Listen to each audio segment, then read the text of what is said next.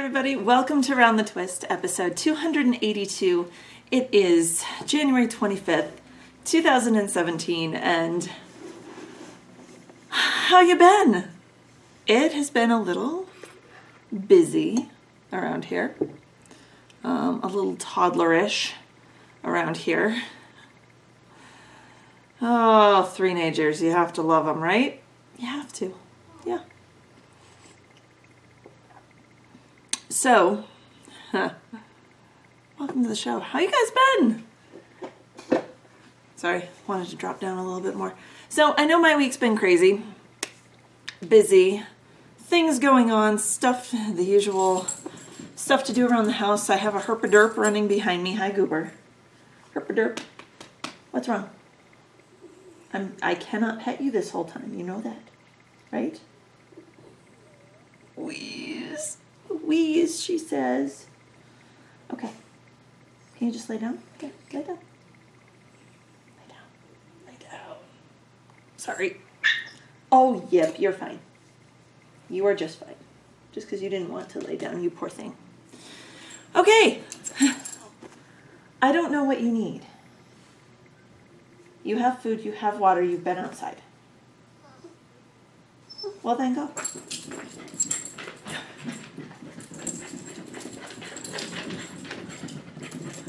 What has gotten into my old lady dog? She's running. What is going on, weirdo? She eats, she sleeps, she goes outside. She never does this unless it is prancing for food, which she has already been fed. So I don't know where this is coming from. All right.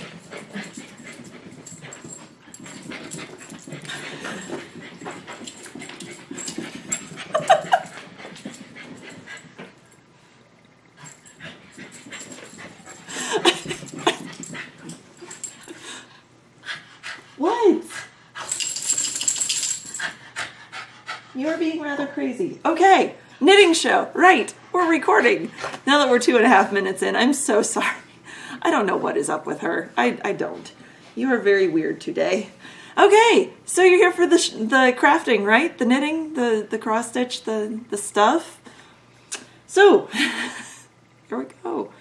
Oh, I need more coffee after that. She wore me out. Oh.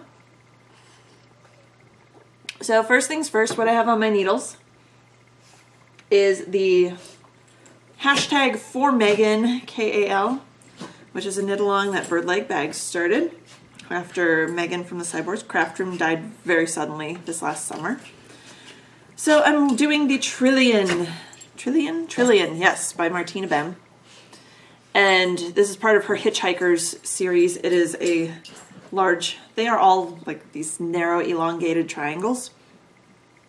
Trillion is the one, let me see if I can get this up here, that has this mesh, this very calculated mesh edging to it that runs all along the long edge. And the rows are getting longer, per usual. So let's do it this way. I am 1 inch further. Last week I had 2 inches. This week I have about an inch. Yeah, it's about an inch. So let me move my marker up. This is the one thing that with all of these shawls where it grows. I should give you guys the pertinent stuff about this first, right? So the yarn is the Cyborgs Craft Room, her Asocolate base, which I believe is a 75-25 superwash merino and nylon blend in the colorway Ain't No Party Like a Cyborg Party. And it looks like funfetti cake. Whether you see it in the ball, in the skein, knit up, it's got little bits and baubles of everything. Every color in your wardrobe is somewhere in this. So it's very, I'm going to look so washed out with this on. I don't know why. No, I know why, because I couldn't find my other skein, which has since been found. I I might gift this when I'm done. I'm not sure, because if I wear it, I am gonna look like I'm ready to die, because I'm so pale to start with, and then put something pale, even with all the little bits and bobs of color, it's just gonna wash me out more. So I don't know what I'm gonna do with this or who I'm gonna gift it to. It will be gifted to someone though. As of right now. I went up a needle size. The pattern calls for a 2. I went up to a US 3, a 3.25 millimeter needle. So I'm working on that. That's kind of been my go-to thing for the last few weeks, because focus, right? So yeah, it's coming along slowly but surely. Second thing, the other thing that has been occupying much of my focus, mainly when I was down here in the basement, is the stained glass Afghan Take 2. So if you've been watching for a long time, you'll remember from a few years ago, I was going nuts, taking all my leftover sock scraps, and I was crocheting these little, let me get that out of the way, these little hexagons out of my leftover colorways. And I loved this color. This was Cattywampus out of Socks That Rock Lightweight. This is all that I have left of the Cattywampus because I used so much of it, which bums me out because it takes more than one of these old hexes to make a new hexagon because I'm using a different pattern. So the pattern that I'm using, the main reason I changed. Okay, let's go back to that. Here's a few that I joined together of the old hexes.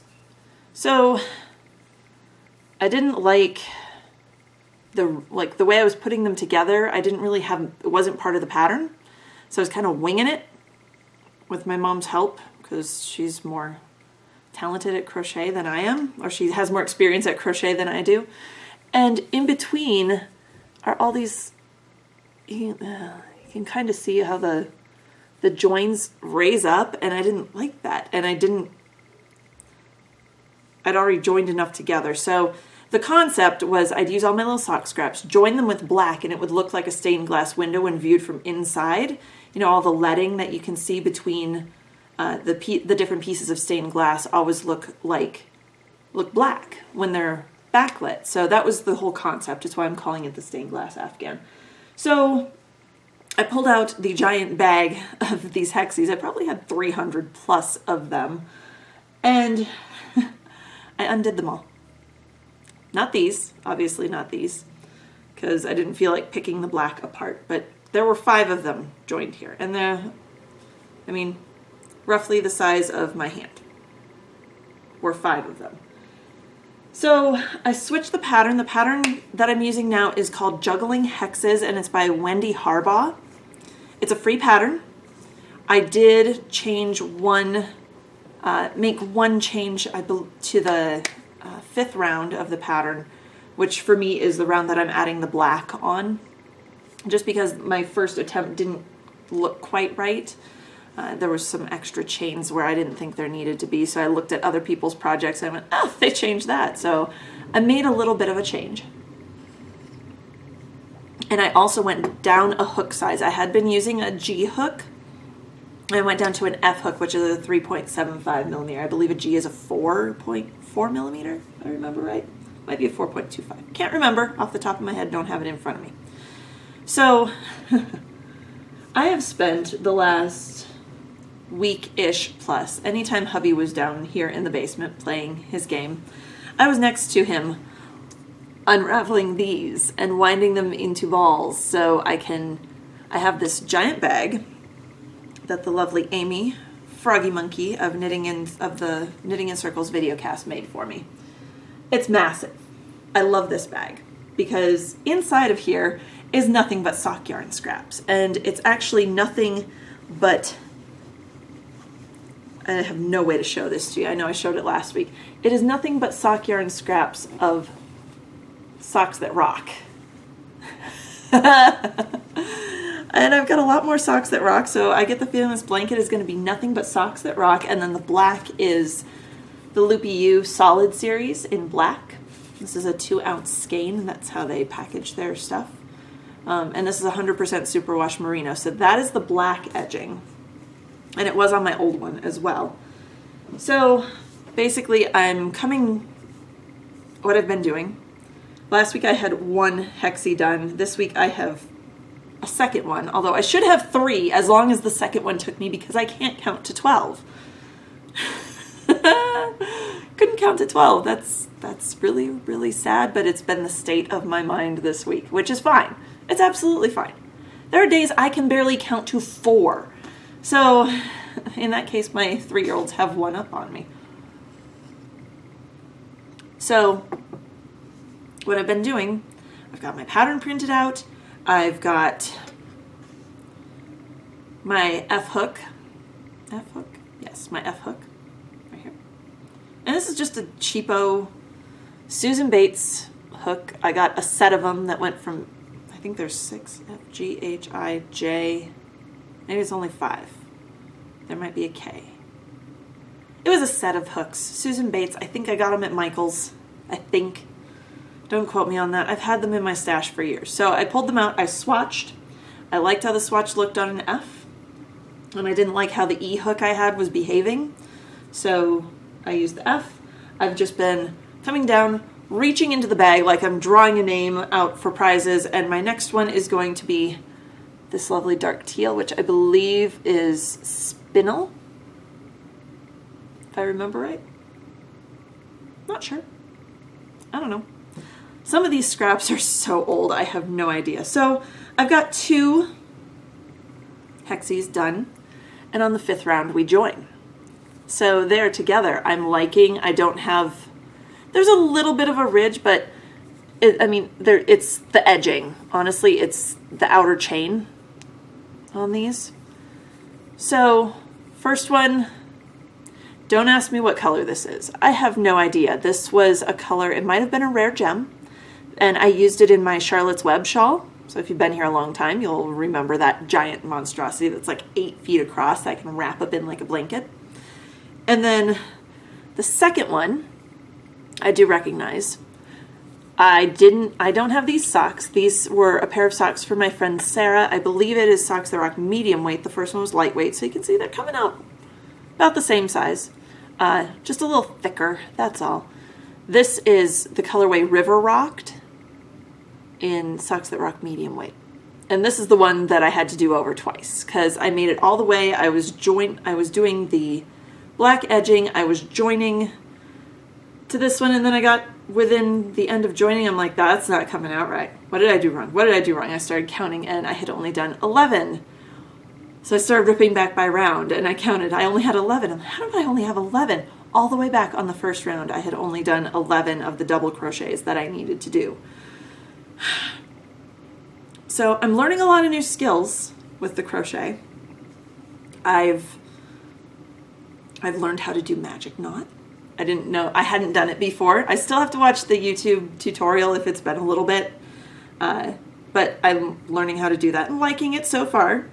We'll see how it holds up through the years. You might in a couple of years hear me cussing it out because some hexagon has completely unraveled.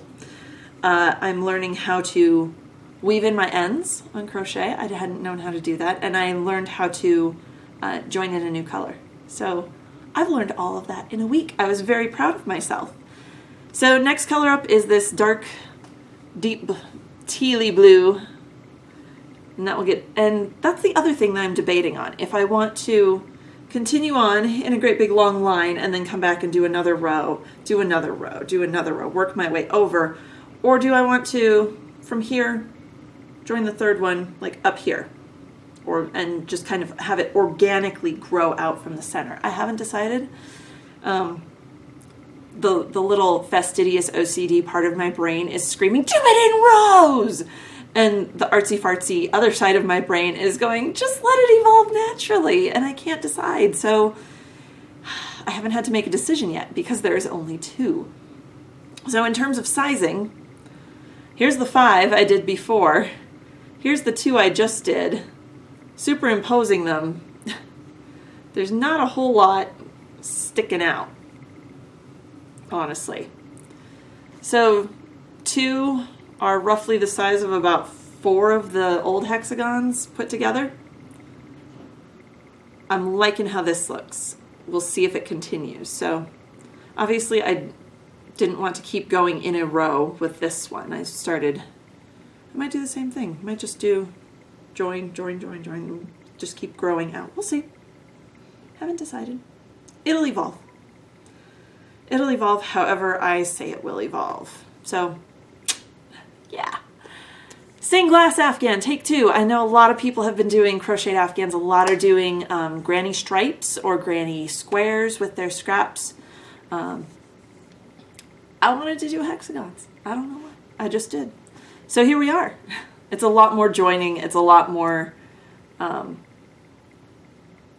it's not quite so mindless as doing like a granny stripe or a granny square Afghan. So lets me focus a little more and still feel like I accomplished something, even if it's only one hexagon. It's something.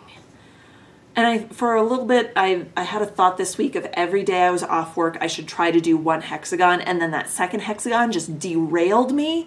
And I was ready to chuck it across the room and say, screw it, I don't want to do this project anymore. And then went, no, don't.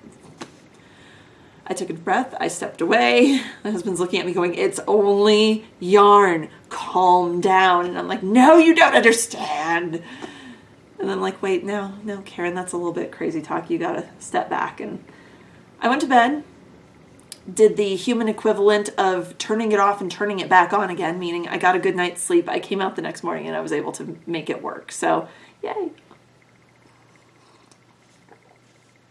So that's everything I have on my needles. That was a long time talking about what I have, 2 projects with minimal work done on them. I was this week able to pull out my cross stitch, something I haven't touched in quite a while. So I'm in a mood of finishing. Now, before you say anything, yes, I know I need to finish Tara's sweater. It's in the bag. It's on the list, okay? But this thing has been living with me for 2 years now, and it needs to be done. So this is the Once Upon a Time sampler from the Frosted Pumpkin Stitchery. This was their mystery stitch along a couple of years ago. Right now they're doing, I think it's called Happily Ever After is their monthly one. I decided not to participate this year because I still have a superhero sampler I want to do for Gabe that I believe came from Wee Little Stitches on Etsy, which you'll see at some point in the future. So I am working on December, and I pulled this out the other day.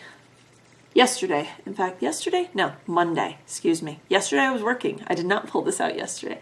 Monday, and I started stitching. I had the house and the trees and all the foofara on the house done. And I started doing, I got Gretel's hair done. And I started on Hansel's hair, and then I ran out of floss, and the twins woke up. So that was my stopping point. So Gretel's hair is done. I'm not quite done with Hansel's hair. There's still a bit that has to go on over here, and then we'll move forward from there. But I got some done. I did something in Pokey Things, so yay. It made me happy. Like, God, my stitching speed has slowed down it's probably been a month since I touched my cross stitch, at least, if not 2. I don't even remember. Gosh. It's been living in my big bag that I keep all my projects in under an end table and just been sitting there.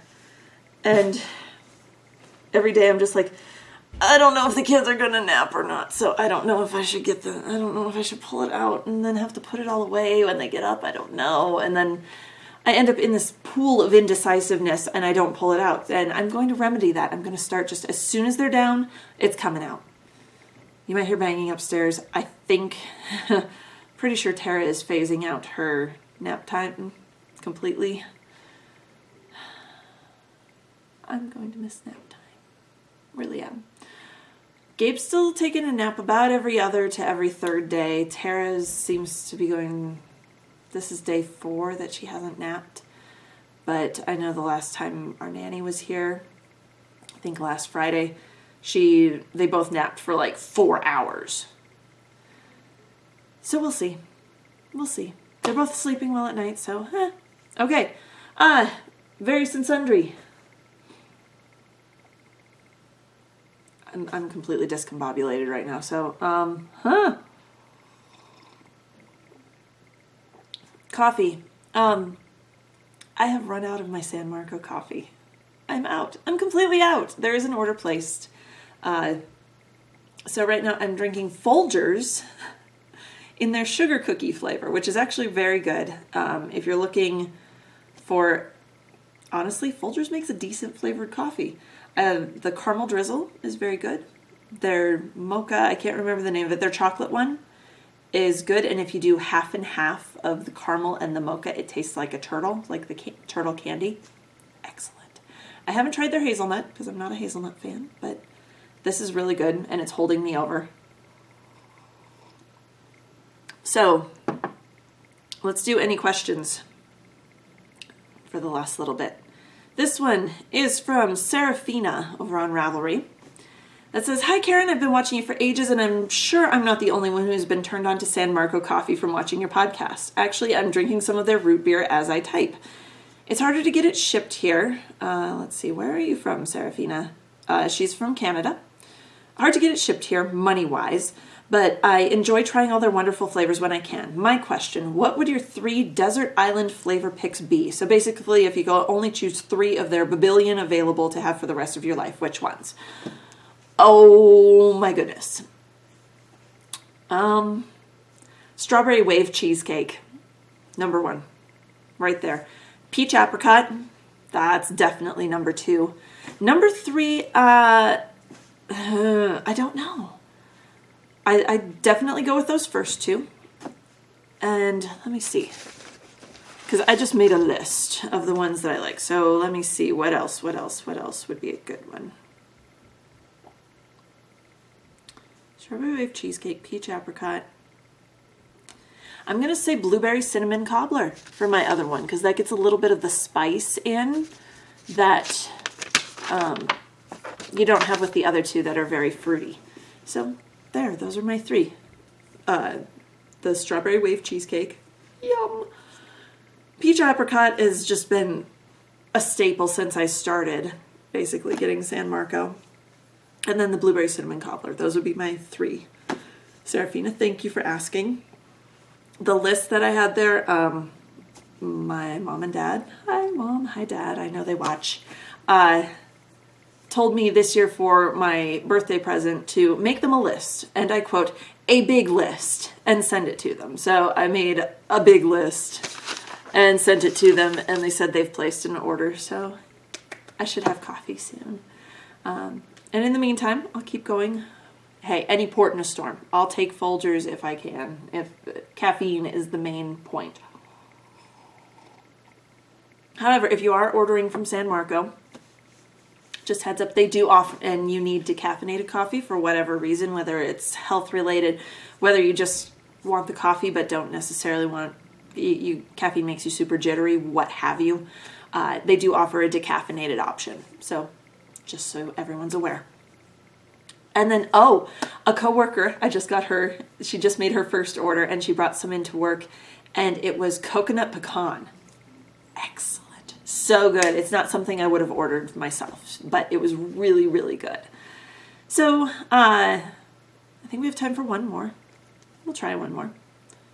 So thank you for the question, Serafina. Candace, RRT, said, not knitting? I know your husband is an RT. I'm an RT. For those of you that don't know, aren't in the healthcare profession, RT is respiratory therapist. It's the people that come in and help you breathe. I'm an RT at a children's hospital. Just wondering, as a nurse, how helpful are RTs to your job? Do you find they respond quickly and contribute with care of the patients? RTs are supremely helpful. My line of work, we get everything from people with COPD, people with asthma, trach patients. I haven't had any vent patients, but people choke, people aspirate, which is inhale water or food into their lungs if their swallowing's been affected by a stroke or by a brain injury. So RTs are very important. And as to, do you find they respond quickly and contribute with care of the patients? My husband does. I'd say it's just like nurses or any other healthcare person. It depends on the individual. I have worked with some very lazy RTs at my previous position who, until they found out that I was one of the charge nurses, I'd call them, and knowing they were sitting in the unit right in their office that was directly outside my unit, they'd mosey their way over. half an hour, 45 minutes. I mean, I'd call them and I could hear them watching ESPN on the TV they had in their lounge area. So I told the other nurses, if you don't hear from so-and-so, or if he says they'll be here and he's not here within like 10 minutes, let me know and I'll call him. And then suddenly, miraculously, he was walking on the unit 30 seconds later.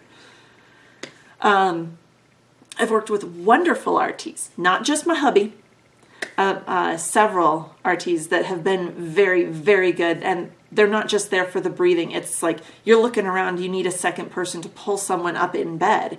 And I've had a lot of my aides walk past me and I'm like, did you need something? Oh, I'm looking for someone to help me pull so-and-so up in bed or help me transfer so-and-so. I'm like, my chopped liver? I'm right here. Grab me. I'm not doing anything. Hi. And it's the same thing with the good RTs. They're willing to help you pull someone up in bed. They're willing to help you transfer someone. They're willing to help you roll someone who needs to be cleaned. I think it's just a thing in healthcare in general and in any job. You're going to have the people that are just there to put in their time, and you're going to have the people that really, really care and want to contribute and help. And I've experienced both ends of the spectrum. And not just with RTs either. So hopefully that answers your question, Candace. So running a little long. I'm very sorry about last week's episode taking a while to upload to iTunes. I don't know what was going on. I had the file size compressed down small enough and the upload wasn't going. And then I had to work and so I'm very sorry that one took a while. I'm going to try to get this one up. I have the rest of today and tomorrow, so hopefully each compression takes about half an hour roughly, and it takes about 4, if I stop right now, for it to get down, 4 to 5 compressions for it to get small enough to upload to iTunes. So if you're really jonesing for a fix, head over to the YouTube channel. That's usually up. I only do 1 compression on that. They're not quite as stringent about their file sizes over there. And you can see that on the blog or over on the YouTube channel, which I will link to that on the Ravelry page. And I think that's it. We're running a little long, so everybody, until next week, happy knitting.